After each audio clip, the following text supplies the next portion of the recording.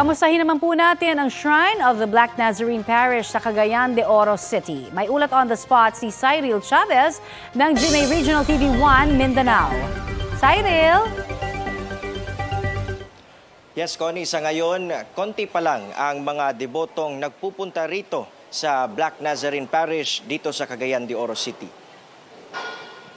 Paisa-isa ang pagpasok ng mga deboto sa Shrine of the Black Nazarene Parish.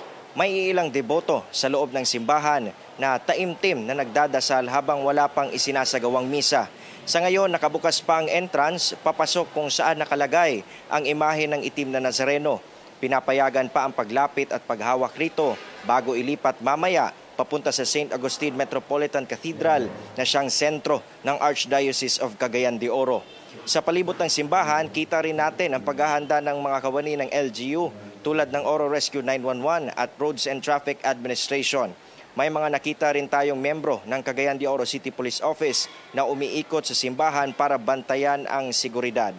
Connie, paalala natin sa ating mga kapuso, lalo na yung mga pupunta rito sa Shrine of the Black Nazarene Parish dito sa Cagayan de Oro City na iwasan ang magdala ng mga ipinagbabawal na gamit tulad na lamang ng backpack at water tumbler. Iwasan rin ang pagsuot ng mga jacket at sombrero alinsunod sa mga pulisya na ipinapatupad rito. At yan ang latest, Connie.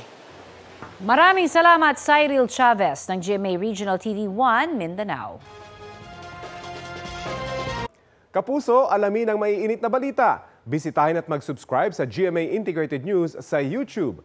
Sa mga kapuso abroad, samahan nyo kami sa GMA Pinoy TV at sa www.gmanews.tv.